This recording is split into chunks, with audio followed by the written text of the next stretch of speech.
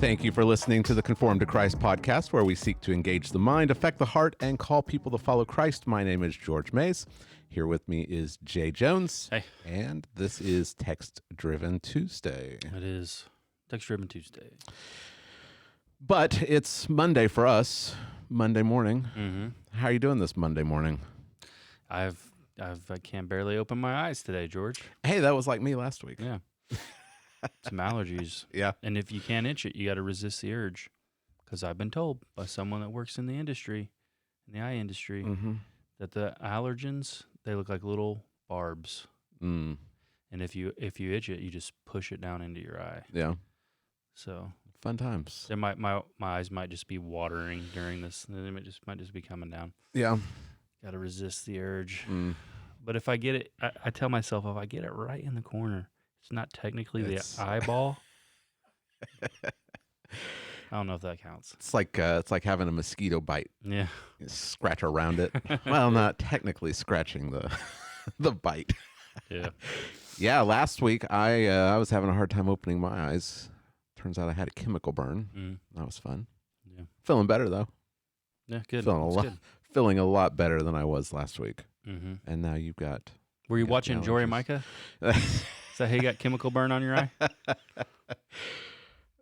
Every time I see something from her, I show Julia, and Julia, she's so done with me showing her Jory Micah stuff. Yeah, she always asks why do I still read her stuff? You watched it. It's because it's hilarious. Yeah. It's because Jory Micah is just so ridiculous. Yeah. It's just nonsense. Mm-hmm. We didn't show her tweet from. We'll have to bring it on Friday. Last week. Okay. Yeah. Yeah, something to look forward to. But I did bring something for you, Jay. I don't know if you've seen it yet, but okay. I brought it for you. What is it? What's your feelings on? We talked about this on Friday. What are your feelings on women being ordained to the ministry? I think everybody who listens knows, right? It's a no-no. Well, here's a little bit of cringe for you to to solidify that for you. Okay. All right. Women priest is my call. Women preaching for all. Don't listen to St. Paul, because I can lead the way. My ministry's growing. Excommunication, I'm still glowing. And still shouts still flowing. Where you think the church is going? Hey, I was baptized, and this is crazy. But God just called me, so ordained a lady. What Justice in the doesn't world? look right with only male priests. But God just called me, so ordained a lady. Hey, I was baptized, and this is crazy. But God just called me, so ordained a lady. Oh my. All the other churches try to schmooze me, but I'm a Catholic, so ordained a lady. Oh no. This can't be real. Is this a real person, or was that a mockery? As far as I know, that was real. Oh my goodness. I just had to bring that in for you, Jay, Wow. because I thought you'd really appreciate it on a Monday Good morning. night. Yeah. I saw one guy, he posted a thing, a list of things to do on Monday for your pastor. A list of things to not do. Uh-huh. Don't complain to him about the music. Don't complain to him about anything in the sermon. Mm-hmm. Like, you got to let him chill on Monday. Right. We can add that one to the list. You don't want to see those. Don't bring in free for all those material in here. Don't bring that free for all Friday material in here on a Monday, George. Not ready. I was trying to get those eyes open. I was trying to pop those eyes open. Not ready for that level of insanity. All right. Oh, Well, we are. This is Text Driven Tuesday, not Free for All Friday. yeah. Though, there's some things that they're just gonna sneak in, Jay. They just can't wait. Goodness. Yeah. They just can't wait. But we are going to continue going through the book of Ecclesiastes. Sunday was your second sermon in the book, and you decided that you were going to preach half the book in one sermon. Yeah. You decided it was too depressing, so let's just let's just get through it. So you went through chapter 1, verse 12, through the end of chapter 2. Mm-hmm. And it all fits together. Yeah. You certainly could have broken it apart, but I like the way that you did it. I thought that it was really good the way that you put it together. Yeah. And you called it the 5 steps in the quest. Yeah. For finding fulfillment. Yeah.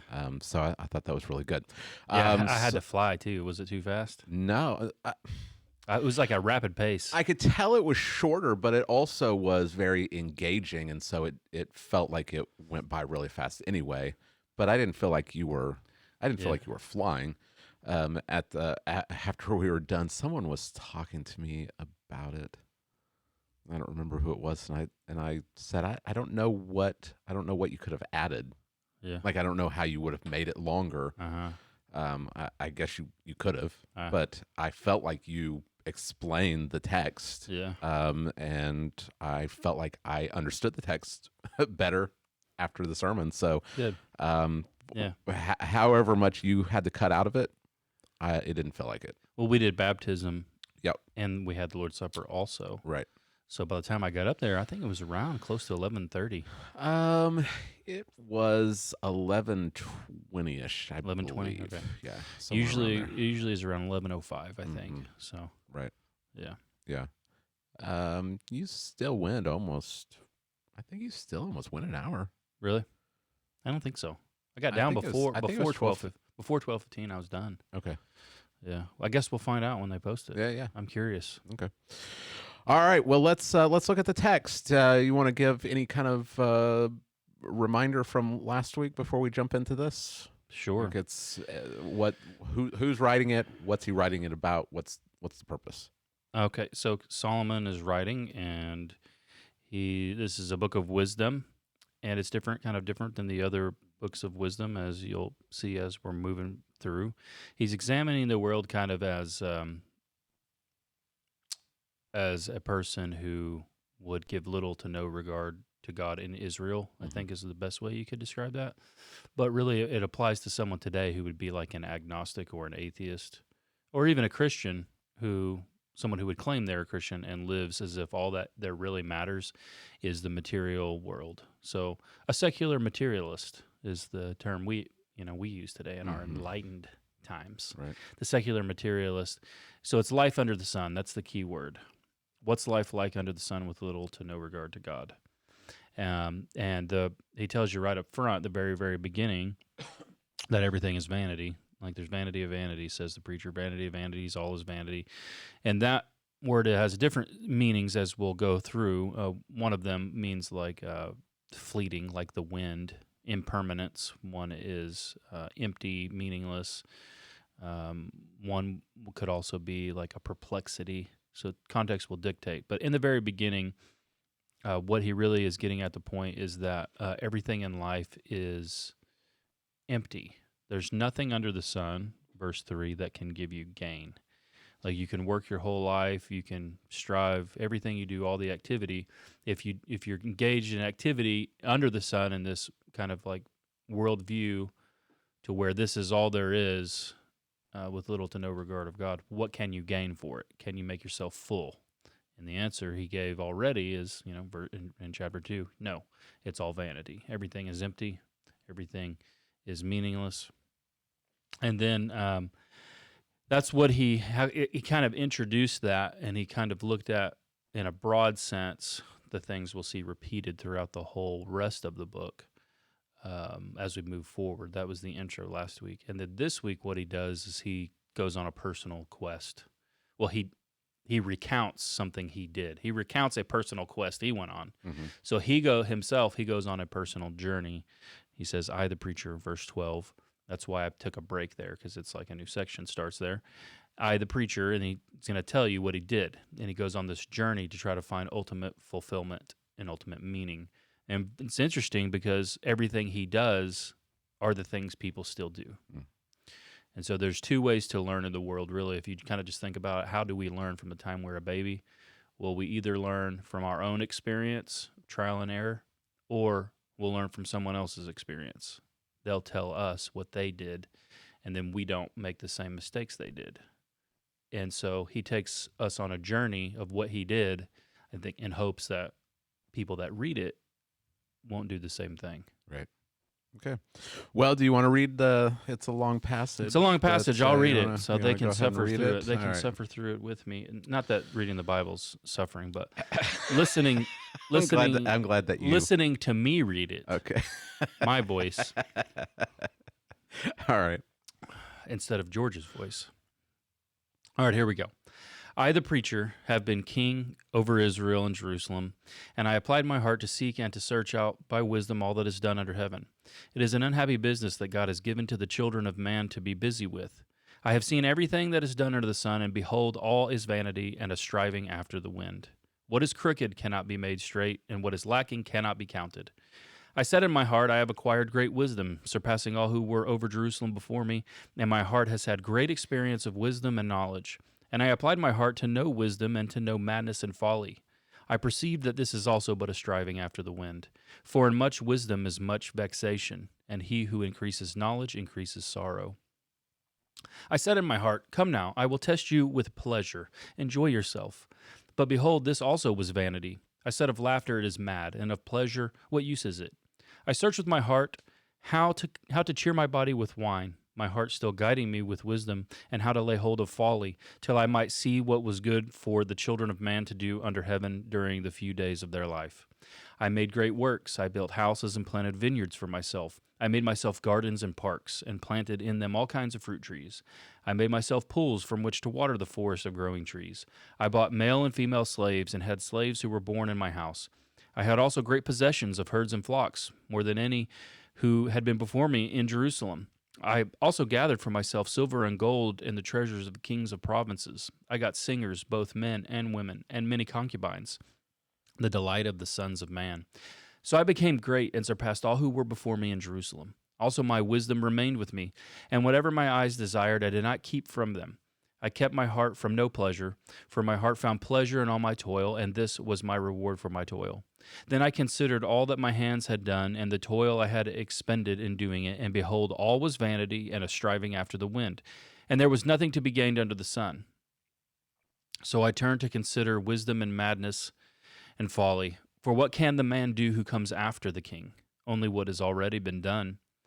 Then I saw that there is more gain in wisdom than in folly, as there is more gain in light than in darkness. The wise person has his eyes in his head, but the fool walks in darkness. And yet I perceive that the same event happens to all of them. Then I said in my heart, what happens to the fool will happen to me also. Why then have I been so very wise? And I said in my heart that this also is vanity. For the wise as the fool, there is no enduring remembrance, seeing that in the days to come all will have been long forgotten. How the wise dies just like the fool. So I hated life, because what is done under the sun was grievous to me, for all is vanity and a striving after the wind. I hated all my toil in which I toil under the sun, saying that I must leave it to the man who will come after me, and who knows whether he will be wise or a fool. Yet he will be master of all for which I have toiled and used my wisdom under the sun. This is also vanity. So I turned about and gave my heart up to despair over all the toil of my labors under the sun. Because sometimes a person who has toiled with wisdom and knowledge and skill must leave everything to be enjoyed by someone who did not toil for it. This also is vanity and a great evil. What has a man from all the toil and striving of heart with which he toils beneath the sun? For all his days are full of sorrow, and his work is a vexation. Even in the night his heart does not rest. This also is vanity. There is nothing better for a person than that he should eat and drink and find enjoyment in his toil. This also I saw is from the hand of God. For apart from him, who can eat and who can have enjoyment? For to the one who pleases him, God has given wisdom and knowledge and joy. But to the sinner he has given the business of gathering and collecting, only to give to the one who pleases God. This also is vanity and is striving after the wind. There you go. Very nice. Very nicely done. You always act like you are a terrible reader, but...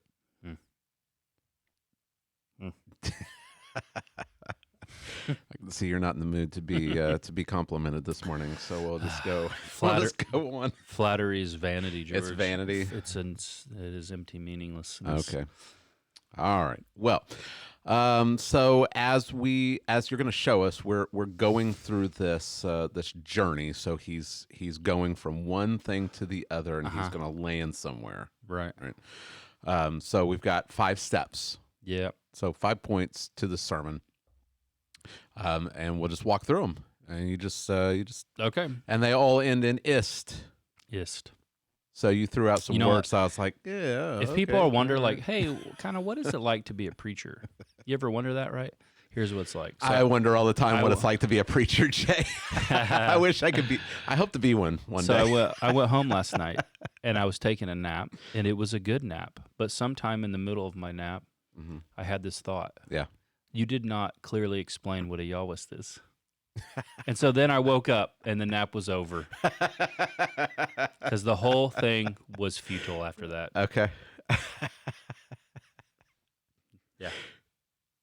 You ever do that? Something like that? Oh, absolutely. Yeah. Yeah, we'll get there. Okay. All right. Well, we Yeah. also had a question about how to spell it, so Yeah, we'll get to that when we get to it. All right. I don't know how to spell it. I'll just tell that up front. I take the Well, see, that's why you've got me. yeah. You've got me here with you. YAHWIST. Hey, There you go. there you go. That's my guess. All right. Well, let's do the first one. All right. And then we'll get to the 5th one. Okay. How's that sound? Yeah. All right. Okay. So the first one is the philosophist. The philosopher. Not the philosopher. Right. The philosophist. Yeah. When you first told me that, I'm like, oh, I had to. You sure Google about it. that one, Jay? I had to Google it, make sure it was a word, and it's a word. Okay. All right. Yeah. Okay. So the philosophist. This is Yeah. verses 12 through 18. Mm-hmm. All right. Tell us about the philosophist. Okay. So the first journey that Solomon sets out on is to understand everything under the sun. He begins with a quest of wisdom to acquire great wisdom, to see, can wisdom be the ultimate thing that gives gain? Like, can I gain? That means to make myself full under the sun. Remember, ultimate meaning, live just on this material world plane. So he sets out this great journey to become super wise. That's what he does. And this is something that people still do. People become obsessed with learning. I mean, some people will stack up the degrees. They spend their entire life engaged in the education process. Yeah, they're called professional students. Yeah. You got the people that they will not graduate. Uh-huh. They just keep coming back. Yeah. And with the amount of knowledge we have, you could spend your entire life pursuing a PhD in literally probably anything your mind could dream up. There probably is a PhD for it. Yeah, you called me into your office last week, and you're like, "Hey, did you know that Harvard has a degree for almost every letter of the alphabet?" Yeah, and not just a degree, a PhD. A PhD. Yeah, that's right. crazy. Yeah, I like the one that you said. What was it? Packaging. Yeah. Packaging. There's a PhD in packaging. Oh, did you look into that, or did you just see Here's that what it I was think, there? dude. Here's what I think. You ever see? Here's what I think a PhD in packaging is for. I think it's so that people can make more money by selling you a larger thing with the same amount of stuff in it. Have you ever seen this? Like, you take the McDonald's cup, the Because small. I've got a PhD. No, dude, you got to look it up. There's Okay. videos. You don't need a PhD to understand it. You just Okay. got to do the experiment yourself. It's like you take a McDonald's cup, Uh-huh. and then you take a medium, small and medium, Mm. and you pour the fluid in, and it's like the same amount. Okay. But they just sold you a medium Okay. for the same amount of fluid. Mm. The small's the same. It's like trickery, dude. And it's like, how do you put less cereal in the cereal box but make everybody think it's the same Mm. and sell it for the same amount of money? Uh-huh. I think that's what's going on in the packaging PhD. So it's It's shy. it's a grift. Oh yeah, yeah. So it's a PhD in how to be a conman. Is Oh that yeah, what- for okay. sure, All right. for sure. Okay. Like how do you get? Well, there probably is some practical applications like for logistics, Mhm. but the world doesn't run off of benevolence on how can we like. It's Right. all about money. Uh-huh. Packaging. Okay. PhD in packaging. Can you imagine walking into like a like McDonald's headquarters, and there's the guy who's the doctor of packaging. Yeah. They're like, we're losing just a little bit of money here, and the guy like raises his hand. I got a PhD in packaging. Let me tell you how to sell mediums, but you're not going to put more liquid in it.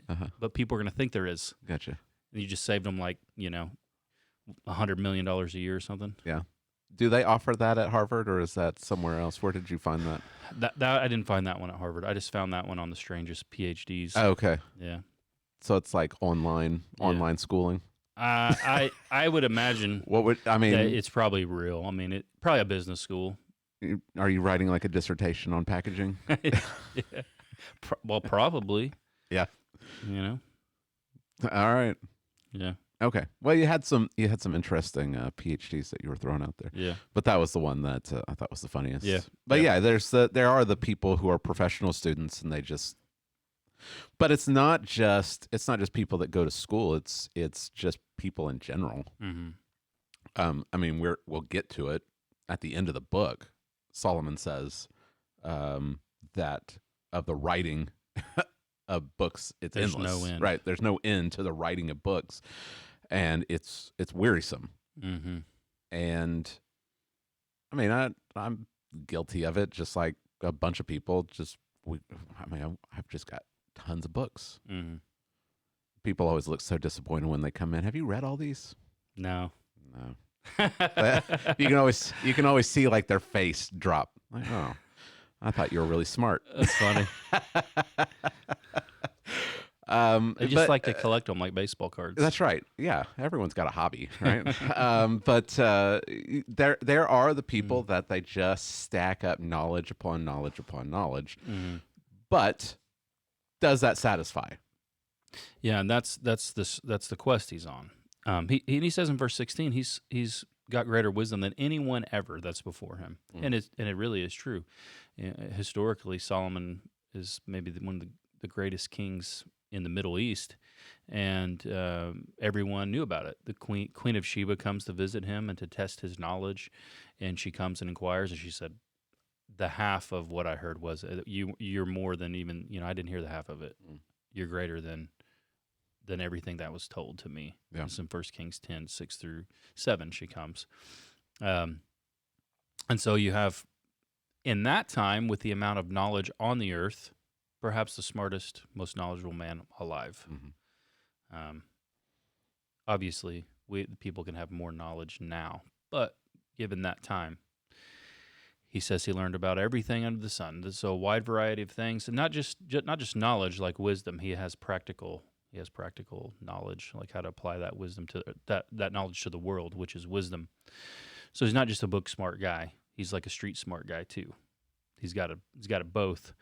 And he says that's vanity. Yeah. It's striving after the wind. And he gives kind of two parables to describe the problem of wisdom. The first one is, the first thing we should back up. The question is, why, given much wisdom, does there come this great frustration? Why can't it satisfy you? And he tells you in verse 13 that it's an unhappy business that God has given to the children of men to be busy with. And we think, oh, that's a strange statement. But it's a statement of the sovereignty of God. I mean, it's maybe the first one we encounter in the book, and it's important, as we'll see at the end of this section. It's an important statement that men, no matter their great learning, still find that it's never enough. It can't satisfy their heart. He calls it an unhappy business. So God has given men an unhappy business to seek after knowledge and to find that it's never enough. So that's important. Now, what happens when men do it? And he gives these two little parables. The first one is in 15, and it's kind of linked to verse 13. He says, "What is crooked cannot be made straight." So coming with great learning and wisdom comes the reality that you can't change reality. You come with that epiphany hits you. Right. All of this great learning I have, I can't change reality. There are problems in the world that are too great even for my great learning and my knowledge. I can't solve them. I can't fix them. They're conundrums that cannot be answered by this great knowledge I've acquired. I just listed a few. Why do some people get cancer and die and others don't? Why can some people have children and other people that you say are great people, they'd be great parents, they can't have kids? So with all of your great learning, you become aware of a lot of these problems in the world that humans can't solve. And even in our great learning, there are a lot of problems that we aren't even close to solving. Well, you could see it just with the whole COVID epidemic. Everything that they did, it it just kept spreading, and it just kept mutating, and now they keep changing every guideline because they're still trying to deal with it. And there's all of these like little echoes of Eden. I don't think that's original to me, but it's here. These echoes of Eden there are a lot of them in Ecclesiastes, but they come in these little phrases like this: "What is crooked cannot be made straight." Well, what's crooked? The world. Everything. The world's crooked. Right. The world was subject to futility. After we sinned against God, we brought the curse. Humanity brought a curse into the world. Right. And now we can't make it straight, and no human knowledge can fix it. Yeah, you got guys like Elon Musk that want to go populate another planet, and what they're going to discover is that they're bringing the problems with them. Right. Right. Yeah. They can't escape the problems just because they leave Earth's atmosphere. It's like that. Remember that M. Night Shyamalan movie, The Village, where they like recreate early society. They kind of try to make a utopia. Yeah. Because they leave the world and all the problems of the world. Then all of a sudden, what happens? There's like a murder, and they just soon discover you can't escape. Where there's humans, these problems just reemerge, and you can't. Well, that's getting off track, but what's crooked can't be made straight. Then the next thing he says is, and what is lacking cannot be counted. So it's like the other thing you realize when you have great wisdom and knowledge is you don't even know the right questions to ask. So there are things you don't know, but you don't even know that you don't know them. Right. And you don't even know what questions to ask to arrive where you need to get. What's like a little homespun saying? Don't count your chickens before they hatch, right? Mm-hmm. Well, in this case, you don't even know what you would count in the first place. Okay. Because you don't even know if you have... Or what a chicken is. Yeah. So you don't know what you don't know. So you can't count. You cannot count what is lacking. Okay. That's the idea. I got you.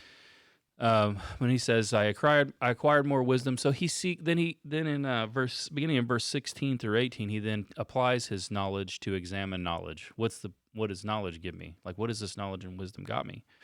And then he gives you another parable.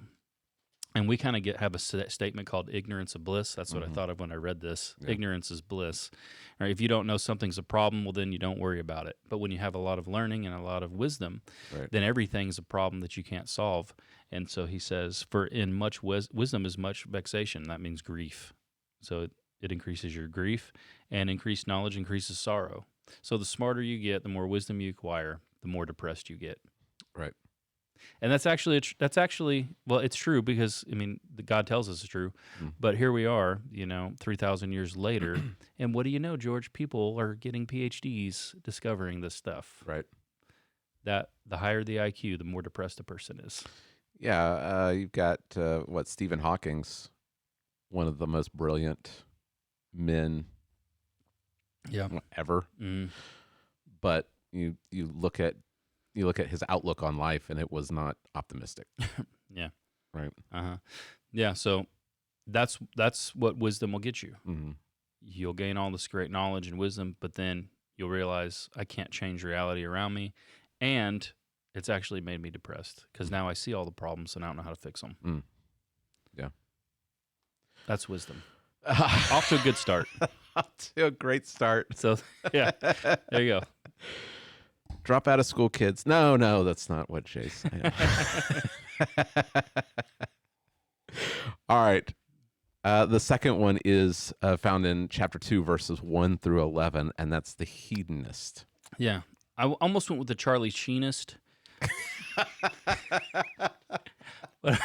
but I figured the hedonist would be better. Okay. Yeah. The hedonist. If only Charlie Sheen could have read this before, because he tried to recreate Solomon's lifestyle, I guess.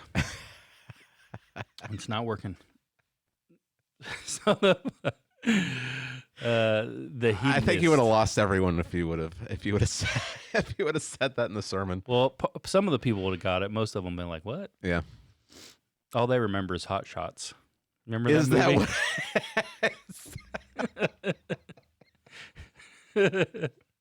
Well, there's a dark. Is that what they? There's a big dark turn after Hot Shots. Is that what everyone thinks of? Or what's the one where he's like Rambo? Okay. You remember that? That's Hot Shots Part Two. Two. Part two. Yeah. It was all downhill after that. Yeah.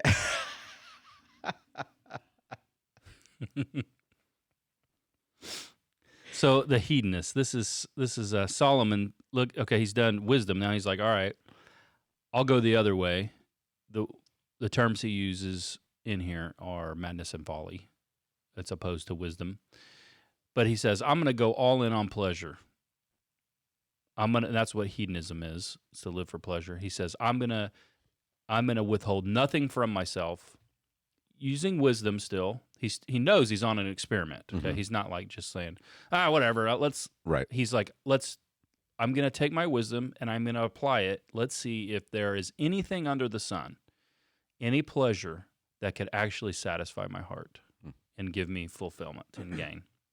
And that's the next step, the next journey that he takes. Now, the issue we should remember when we're talking about this, because we'll keep seeing it's very negative, is not the problem. There's not a problem with pleasure and seeking pleasure. The problem is in seeking it to become ultimate in your life. Mm-hmm. And that's what the hedonist does. That's what the hedonist is the person that makes pleasure the ultimate. Right. It's the eat and drink for tomorrow we die attitude. Yeah. Mm-hmm. Right. So that's what he does. He goes on this pleasure quest. First, he goes with wine, fine wine. Verse 3, he tried to cheer himself with wine, and it didn't work. It's not to say that he's not saying that it didn't work, so wine is a problem. And what we're talking about here is someone who would be like drinking heavily, Right. like all day, Yeah. like every day. Trying to find meaning Uh-huh. in alcohol. Yeah, being Right. inebriated. We could Right. put in here today not just alcohol. We Mhm. could put in here recreational drug use. Mm-hmm. Can being high all day or being drunk all day, can that fulfill my heart and actually make me happy? Right. And it can't. Mm-hmm. Shocker. Like, right? Right. I mean, I think most people know this, and yet it seems that people are still determined to try, Mm-hmm. even though Solomon tells us, and we have tons of evidence all around us, that it can't. You can't drink away your problems. You can't drink your way to happiness. The best it can do is numb the pain temporarily or give you temporary joy and pleasure. Yeah. And that's it. So. Right. So the second one is found in verses 4-6, which are great works. Yeah. So That's what you said. Yeah, great works. And you can see it. I kind of try to pick words that you could look at and say, yeah, there's that word. Mm-hmm. Right. Right. So that's the next thing he does. He says, I made great works. Houses. I imagine probably massive structures. Of course, we know we finished the temple. That was part of his work. Right. But then he built his house. And then he built his massive house, because he's got to house a lot of people, if you know what I'm saying. Well, we'll get to that. Yeah. Vineyards, pools of water, forest, all kinds of stuff. And you read it and you think, man, it sounds like he's trying to recreate the Garden of Eden. You know? He kind of is set up as an Adam figure in First Kings. Yeah.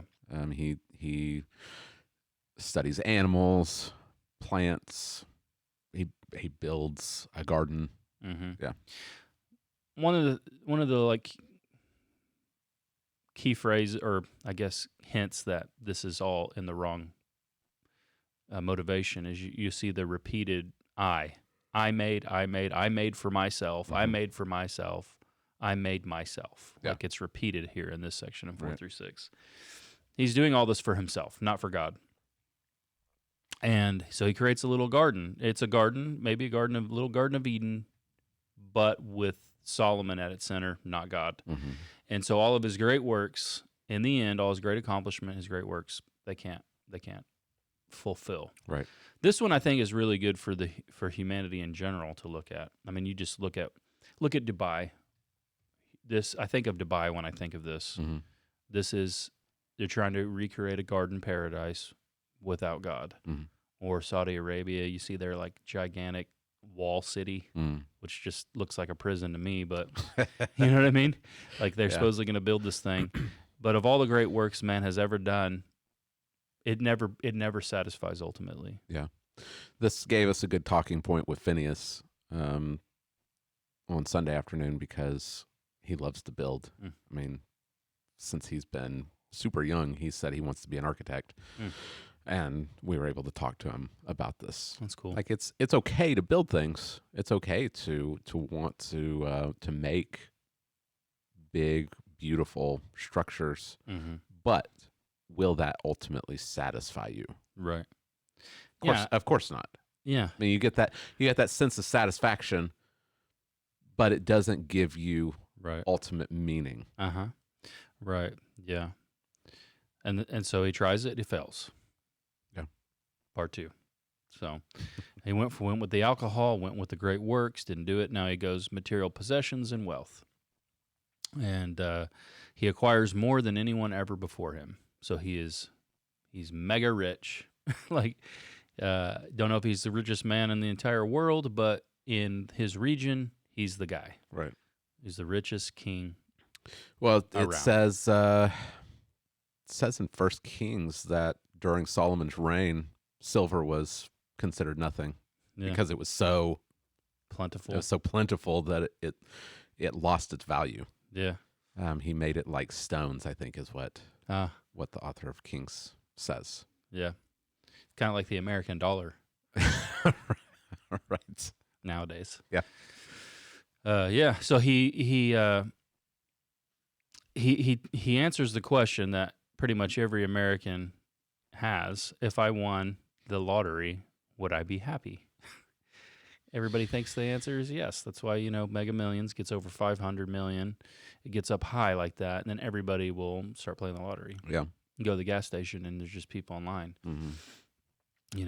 And everybody thinks money will make them Well, happy. that's why you can drive by a casino at any time of day, and the parking lot is always packed. Always. Any day. Yeah. Yeah. Because people are there trying to strike it big. Yep. Right. You told me something last week that I didn't know about lottery winners. Yeah. Yeah. I thought you were going to use that. I thought that you were going to use that in your sermon. No, I couldn't find the original article that I read, but Oh, really? yeah, they it may be that they just die more than everybody else because people kill them and stuff, but there is a high percentage that actually commit suicide. Okay. You would think no one who wins the lottery would ever commit suicide. Right. But one of the problems is what they do is they think, I'll get this thing and then I'll be happy finally. And then they get it and they can have literally anything they want. Yeah. And then they're still miserable. And so now what is there to eat? Now all hope is gone. Right. Because there's not that thing you could hope for that could potentially make you happy. It's all gone. Right. Yeah. I mean, this is the same reason you look at Hollywood people today. They're just as miserable as everybody else. Yeah. I mean, you'd think they've got everything; they should be happy, but they're not. Well, we've got the example. Anne Heche was in the news all weekend. Yeah, because was she doing drugs or was she drunk? I think they said she was high on cocaine. Okay. Yeah, she drove herself into that crash. She crashed herself into a house. Yeah, and she died. Still pretty young. Yeah. Yeah, like 44-ish. I don't know. Yeah, it's like Charlie Sheen. Going back to Charlie Sheen, everything goes back to Charlie Sheen. Yeah. That's because he's got that Adonis blood. Yeah, you would think that these would be the happiest people. They're rich, they're famous, they're successful. They're not. Yeah, they're just like everyone else. All the rest of us peasants. Yeah, right. But it's really easy for us to get caught up in that temptation. That if we had just a little bit more, we'd be satisfied. And so then it's not it. So but Solomon has everything. Everything. He's not lacking anything. Yeah, he's not lacking anything. Yeah. What was that one quote? It's a good quote by I think it's by by the Rockefeller maybe. Yeah. Is it Rockefeller or I'm pretty sure. Yeah. I'm pretty sure it was Rockefeller. How much money's enough? And he said just a little bit more. Yeah. That's what it'll always be. Right. Just a little bit more. So then he goes singers. So I labeled this one art and entertainment. He acquires male and female singers for himself, entertain himself, right? And this is obviously an American problem. Right. We're entertainment obsessed. Oh yeah. We cannot not be entertained. Yeah. You know, the answer or the question, Maximus Decimus Meridius, are you not entertained? That he asked as a gladiator, and the American answer is no, we're not. Right. Right. We're not ever. Yeah. We're never entertained. We are so inundated with new TV shows and music and games. We don't know what to do with it all. Right. And every movie, every show, every game, it's got to be the best. It's got to be the best. Yeah. Yeah. Yeah, but it'll never be enough for me now, as I told you. Oh yeah, you caught my kids' attention with that illustration. I don't know if you caught anyone else's, but you caught my kids. I'm sad. I can never. I've moved on from any hope that art and entertainment will satisfy me. Yeah. It's done. It can't. I know it can't, and I'm not even. This is just will never be entertained by me. Yeah. As a possibility, because when Captain America lifted Thor's hammer. After 10 years of build-up and laid the lightning smackdown on Thanos, that was it. That's the greatest piece of entertainment ever done under the sun in 3,000 years. In 3,000 years, there's never been an entertainment moment like that. That's the pinnacle. I left the theater. All human history of entertainment. It ended right then. Shakespeare. Yep, that's it. The Beethoven, all of it. It'll never top it. It's all common. We went home and we were talking about it, and we watched some of the reactions, the theater reaction videos. Yeah, we watched. We watched the theater reaction to Captain America picking up the hammer, and everyone's standing up and cheering. I mean, you can't even hear the dialogue. People are cheering. Yeah, people are screaming. I went opening night of this movie. Nobody knew what was going to happen. Like after leaks get out, right? So people kind of know what's going to happen. Yeah. Hammer starts kind of moving, starts to coming up off the ground. People are like, what? No. And then it flies past them, and then bam, in the hand, and people just jumped up. Yeah. I didn't jump up because I don't roll like that. But people jumped up and screamed, man. They screamed. The pinnacle of entertainment. That's it for Jay, and Jay is just like. So I left the theater. He's just sitting there. I left the theater knowing you I could never be entertained again. You can see this with the reactions to these recent Marvel movies. Like everyone's saying that it's all garbage. It's not living up to people's expectations because they've got the Infinity War and Endgame expectations, and instead they're getting the Eternals. Right. And so their expectations are just not. Yeah. They're just not there. Yep, that's right. That's it. Yeah. It's a striving after the wind. Yeah, and you see this everywhere. But yeah, I mean this is Solomon. He didn't have have Marvel, but did you see the story that Peter Jackson considered being hypnotized to forget working on the Lord of the Rings movie so that he could experience it for the first time? No. Yeah. Really? Because, you go to the Lord of the Rings and it's these massive, fantasy epic movies. And we go and we say, man, this is mean, this is fantastic. Mm-hmm. Well, Peter Jackson said, well, it's not the same for him because he knows all the ins and outs. He knows how, all the stuff that went into it and all the background stuff, and so he can't sit and just enjoy the movie. So he actually considered going to a hypnotist to forget that he could just read so the that books, he could. right? so he could forget so that he could go and watch the movie because That's he's funny. looking for that. He's looking Yeah. for that satisfaction, right? Mm-hmm. You can only find it in a hypnotist, apparently. I guess. Just make me forget. Yeah. Yeah. So art and entertainment didn't do it. So he moves on to sex.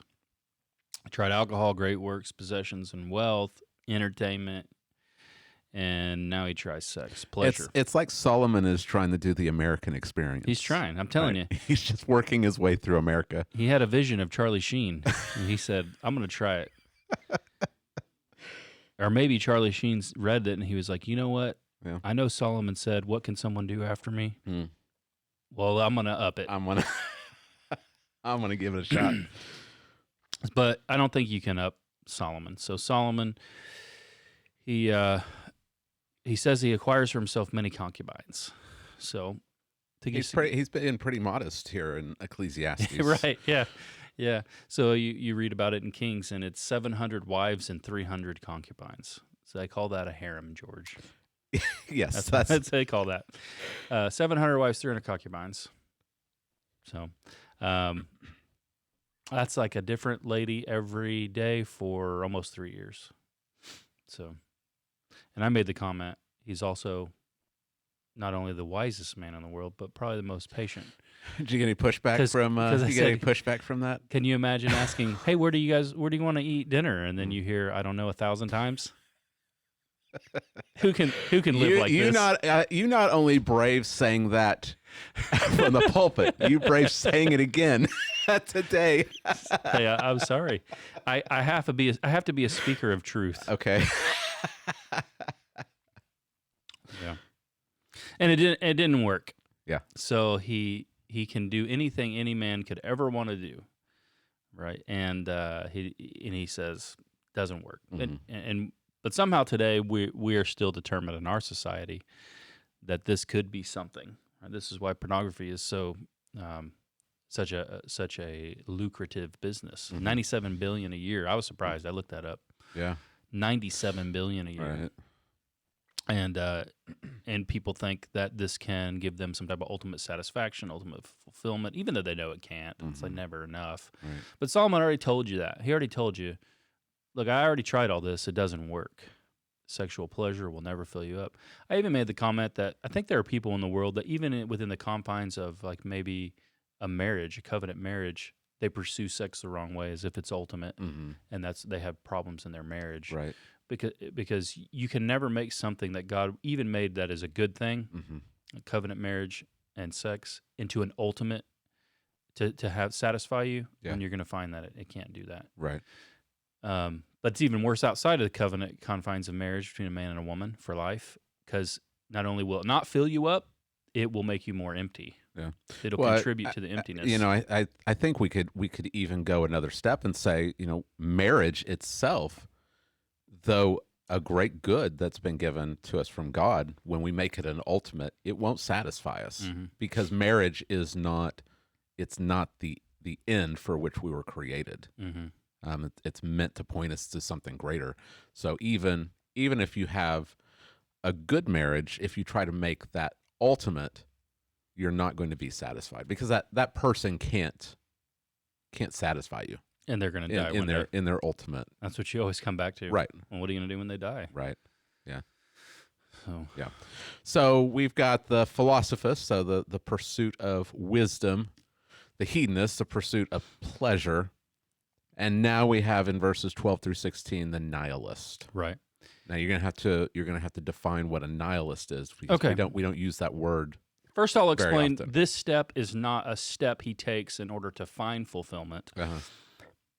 It's what happens when he then sits back and he says, "All right, now I'm going to examine these first two steps that I've taken." Mm-hmm. He sets out to test them. Yeah. And you can see that he says that. He says, "So I turn to consider wisdom and madness and folly." So madness and folly, as I said, is that pursuit of pleasure opposed to wisdom. And then he says, what can the man do who comes after the king? And the answer is, he could only do what I've tried. So if you're thinking, I can do the experiment better, he says, no, all you could ever do, or anyone else that comes after me, you could just recreate my experiment, but you can't do more. So now that I've done this, I'm going to look at it and see which is better.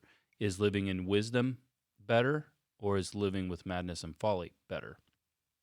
And his conclusion is, he says, there is some gain better to living as wisdom, living wise in the world, because he says, as light is better than darkness, so living with wisdom is better than just living in madness and folly, because the wise person can navigate the world and kind of see what's coming. Like you're walking with the lights on. Right.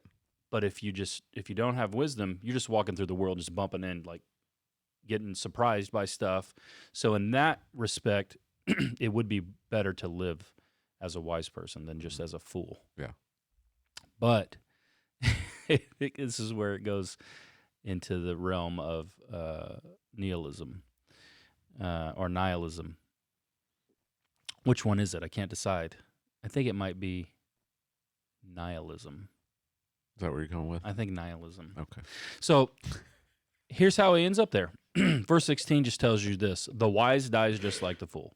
So the same event, he says, he looks in 14 through 16, he comes to this realization, this perception. The same event happens to everybody that lives. The wise person will die just like the fool dies. So what is the point in any of it? What's ultimately gained? Living your life under the sun as if God's not important or he's even there. The wise person, Solomon, what's the point in all the wisdom I've gained, because I'm going to die just like the fool. Both thing happens to both of us. So that's where he ends up. Nihilism. There's no point in anything. It's the kind of like, so what? Doesn't matter. Yeah.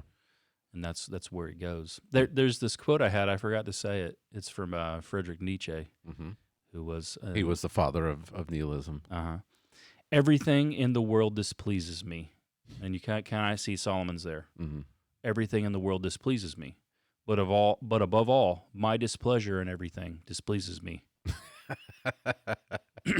And that's where you get trapped. Right. If there is no God, or you are living as if there is no God, you end up in this absurd reality that everything in the world displeases you, but above all, your displeasure and everything displeases you. It's a mad place to be. Which is what happened to him. He went mad. Nietzsche, he went mad from the absurdity of it all. Right. And that's just meaningless. But like you said, no one lives, at least consistently, this way. No one can live like this, right? And someone who would even be someone who would profess to follow after Nietzsche today in this absurd philosophy, they still stop at red lights. I don't remember the first time I ever heard that, but it's the most simple, perfect illustration. Okay. And the reason you stop at red lights is because you think your life matters somehow. And you're right. Yeah. Because that's the grace of God still. God is still giving you grace in that understanding, whether you would pop out from the suppression of truth and your unrighteousness and go, somehow my life matters. I got to figure out why. It's 'cause you're made in God's image. So you stop at red lights. Yeah. If this was truly how what you believed, if it was all real, you just go on. It wouldn't matter. Yeah. We still eat. Yeah. You'd blow dry your hair while you're in the bathtub and just take the risk. Yeah. Nobody lives like that though. You Right. can't. It's unlivable. Yeah. So that's where he goes. Okay. It's not a step on the journey. It's the logical conclusion he comes to. Yeah. By comparing them. Okay. The next one is kind of it's kind of a pairing with nihilism, right? This is in verses 17 through 23, if I got that right. That's right. Okay. This is the misanthropist. Yeah. that just means someone who hates life Okay. or hates humanity. In this case, Solomon Okay. says he hates his life. So I took him at his word. So I hated life. That's where he ends up. He's a misanthropist. So he sees that everything he's done, all the effort and all the toil he's put in, is really for no reason. It wouldn't have mattered if he ever did it anyway. But it gets worse than that, because he says, okay, I've got all this awesome empire, all this stuff, but who knows when I die who I'm going to leave it to? Yeah. I may leave it to an absolute fool who didn't work for any of this. Right. And we see we have the benefit of being able to see what happens after Solomon. So Rehoboam, he is a fool. Yeah. He isn't wise. It's under Rehoboam that the kingdom splits into north and south. Yeah. And what happens to all of Solomon's work? Yeah. His legacy. He doesn't even survive a generation. Mm-hmm. Right. Yeah. Because he brought in that harem. That was the downturn Was right that there, the buddy. downturn? He brought in those foreign ladies with those foreign gods. Uh-huh. Yeah. And there it was. Right. Trojan horse. But yeah, so he hates his life. He says, I hated life. I hated all my toil. Verse 18. Some fool is going to inherit everything I've got. Who knows? And so that's where he ends up. That's a pretty bad place to end up. Mm-hmm. Especially when you consider that he had everything. Right. To hate his life. He has all the money, all the power, fame, wisdom, people come to see entertainment, him to acquire. Yeah, people of his come. wisdom. Yeah. I mean, you read about it. It's not just the Queen of Sheba. It's all the kings. All the kings are coming, and seeking wisdom from Solomon. Mm-hmm. And he extends the kingdom. It stretches to the Euphrates, is what it says. Euphrates to Egypt. Mm-hmm. And he's got everything that he could want. Right. Yeah. And yet here he is. He hates life. Mm-hmm. That's it. Yeah. Not a good quest. Yeah. The quest is not end in success. Mm-hmm. So don't take the quest. So we've got the fifth step. Mm-hmm. How would you define? Is this just the next? Is this just where he lands? Are we still on the way to like a fuller meaning? So yeah, I mean there's little gems of this throughout, and then at the very end it will become more full. Okay. But he writes this after the fact, right? Like he's not writing this Right. Like He's not writing this as the misanthropist. Right. Right. He's writing it after the fact. Yeah. And this is a little pick me up so that you don't jump out a window before you get done reading Ecclesiastes. That's right. That's right. Right, because it comes at the end. We have the story of Solomon. He marries all these foreign women, and he starts to worship foreign gods. Mm-hmm. I mean, we don't have any proof of this, but I kind of take Ecclesiastes as his repentance. Mm-hmm. I don't know if that's the case. Yeah, I don't know if we could know. But he does come back to this conclusion. Mm-hmm. So verses 24 through 26 is the Yahwist. Right. And the correct spelling is YAHWIST. Yep, Yahwist. Yeah. Yahwist. So you woke up from your nap, realizing that you didn't really explain it. So you want to explain it now? Yeah. Here's how I'll explain what a Yahwist is. So I didn't want to just use the term theist, because he's not a theist. He doesn't just believe in a God. Right. He believes in the covenant God of Israel, the one true and living God, whose name is Yahweh. Now, his name isn't present, but he is here. Yeah. He's through Ecclesiastes, the covenant God. So I use the term Yahwist. Now, a Yahwist is someone who lives under the sovereignty of God, realizing that everything that they have in life comes from his hand. Their food, their drink, everything they do in that particular day, every minute of their life. One of our church members, Emily, reminded me that apparently I said one time that God is sovereign over everything in the world, even the little floaties in your eyes. I said, I guess so. I'll take your word that I said it on the podcast. I don't know what I say half the time. But that's a Yahwist. Yeah. Okay. And that's where he ends up. Yeah, we talked a lot about God's sovereignty in Sunday school. We were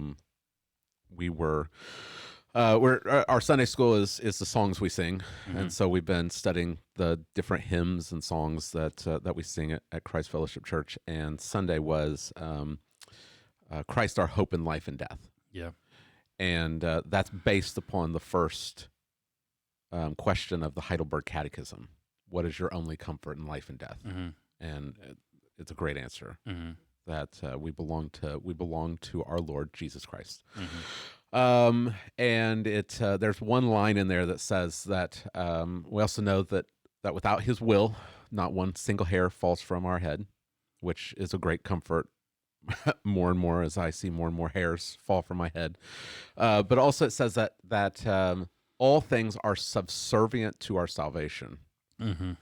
which that means that God, in His meticulous sovereignty, is guiding everything so that anything that happens to a Christian's life is subservient to his salvation. Yeah. That's just Romans 8:28, that all things are working together for our good.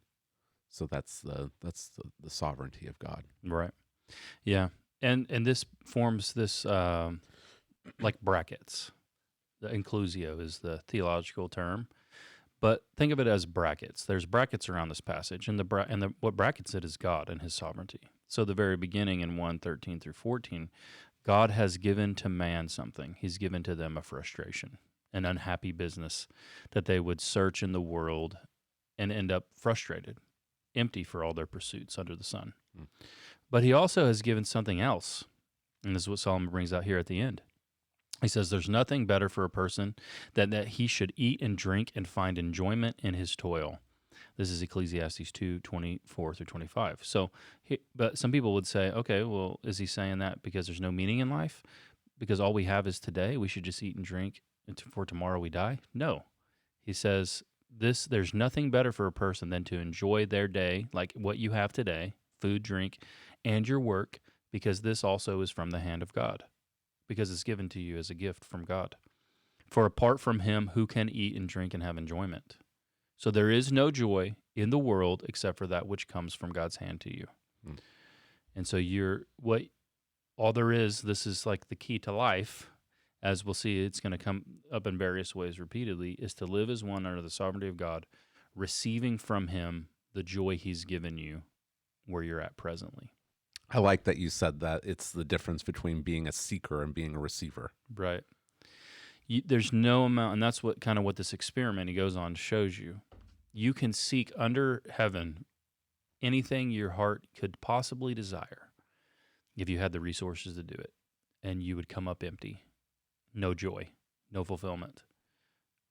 But anyone can sit where they are and become a receiver from the hand of Yahweh. That's his point.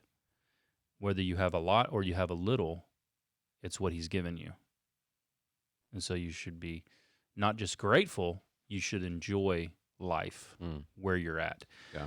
And the problem is people are too busy, and I know I can identify with this. You're too busy a lot of times worried about what's coming in the future. Yeah. What am I going to do tomorrow? What am I doing next week? What about next year?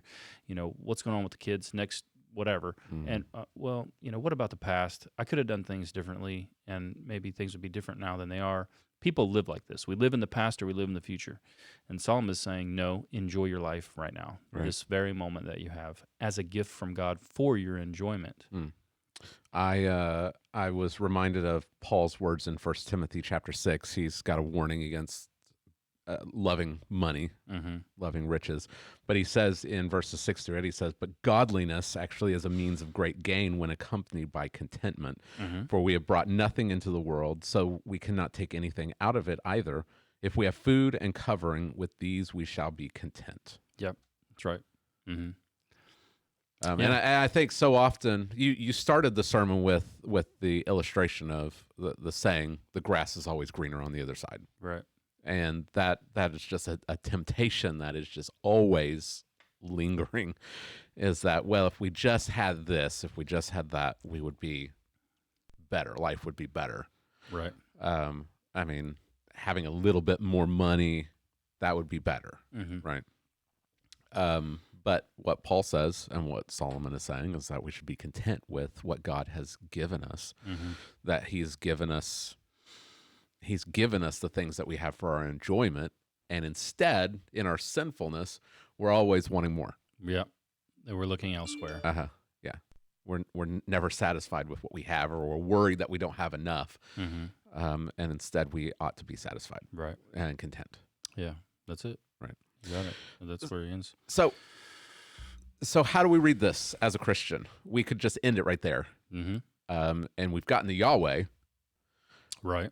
But at this point, probably could take this to a synagogue and just preach it to unbelieving Jewish people. Right. But we need to read this as Christians. How do we read this in the light of the coming of Christ and his work? How do we apply that to this passage? So, first thing to remember is that we always believe that you can get to Christ legitimately from any part of the Bible. You don't have to like create something, right? You don't have to be like the scarlet thread that Rahab let down was blood. That's the blood of Christ. Like, there's some illegitimate ways that people do it. Now, there are some who would say, "Oh, that's legitimate." I'm like, no, I don't really think so. But there are legitimate ways, right? That's like taking a machete and like crashing through the forest. All right. There are a few places where you can use what's called typology. So Solomon is a type of Christ. He points us to someone greater than himself. And we have an explicit passage in the New Testament. I'm grateful for these that come up in Ecclesiastes because it's going to be a lot more difficult, I think, in other places. But here it's very clear. Yeah. Jesus has interaction with the scribes and the Pharisees, and they want more signs like they always do. They're always putting Jesus to the test, and they're always like, give us another sign. Like, none of the signs are ever enough. That's not the problem. And so Jesus begins to talk to them about their unbelief and how they're not getting another sign. The only sign they're going to get from here on is the sign of the prophet Jonah. And then how they're going to be judged at the end of the age for their disbelief, and how if other people had the knowledge they had, they would have repented long ago. Well, in this particular case, in Matthew 12:38-42, he uses the queen of the south, which is the queen of Sheba, and Solomon. And he says this: "The queen of the south will rise up at the judgment with this generation and condemn it." So she's going to condemn you for your unbelief. And condemn this, with this generation condemn it, for she came from the ends of the earth to hear the wisdom of Solomon, and behold, something greater than Solomon is here. And so we get here by typology because the book begins, these are the words of the son of David, the king of Jerusalem. His name is Solomon, the king of peace. And so when we come to Christ, he is the antitype, son of David, the king of Jerusalem, and the king of peace. That's who he is. And he himself says something greater than Solomon is here. So he's the greater Solomon. And so he's the greater wise man. He's the wisest man that's ever lived. And so if you would be foolish not to heed the words of Solomon and listen to his great words, double, triple, quadruple foolishness to not listen to the words of Jesus. And so then we are able to come to Christ through this way and to examine what he says about these things. And he says similar things to Solomon through his teachings. One of them that I brought out, which is helpful for us, he doesn't teach us to pray to gain more or extra. He teaches us to receive from God our daily bread. Like, just give me what I need today. Yeah. That's Jesus' way of living. There were a lot of others I could have brought out about anxiety and worrying about tomorrow and living today in the present. People think like it's an Eastern thing to be present. This is really a Christian thing. Yeah. You're to live in today, in this moment, with what God has given you to do today, and to do that for his glory. It's a simple principle. The other one that I think is very important, one of my favorite verses, is John 10:10. Everybody's seeking for there's something greener, there's something better, there's a more abundant, full life out there for me that I don't have yet. And Jesus says this is the reason he came. He says the thief has come to steal, kill, and destroy, but I came that you may have life and have it abundantly. And abundant means more than, like surplus, extra. Jesus wants you to have a good life. Yeah. I think we forget that. That doesn't mean he wants us all to be rich. It means he wants us to have that which will really, actually, ultimately fulfill us, which is God. He wants us to become Yahwist, but ultimate Yahwist. Right. He wants us to come to Yahweh through him. Mm. That's the idea. Yeah. Here. Okay. So that's where I went. That's good. Yeah. All right. Very nice. Well, where are you going next? You gonna sing this? Or is that gonna be your intro next we'll week? sing You're gonna it. sing the song. We're gonna sing it as We're a church. gonna sing it as a together. church. We'll sing, Corporate singing. Yeah, we'll sing the birds. Okay. They totally ripped off. They owe Solomon so many royalties. Yeah. Yeah. There's nothing new under the sun, and they demonstrated it by ripping off Solomon. Yeah. So yeah, this is about time. I think kind of the way I will go with it is that time exists so that we could stand in awe of the God who's eternal. Mm. Okay. Very nice. How far are you going to go in chapter 3? You gonna do the whole thing? Or No, I don't think so. Okay. I can't remember exactly where the break is. Okay. But yeah, I think I'll get all of it. All right. Very nice. Well, that was good. Jay, Awesome. Thank you for walking through that. And hopefully this has been beneficial for everyone. I would encourage you to go back and listen to the sermon, study the text for yourself, and we do hope that this helps you to become more and more conformed to Christ. So if this has been helpful for you, please make sure to like, subscribe, share, get the word out, and hopefully you will join us again on Friday for Free for All Friday, and I'll try to find something to top our musical number from the beginning. All right, we'll see you next time.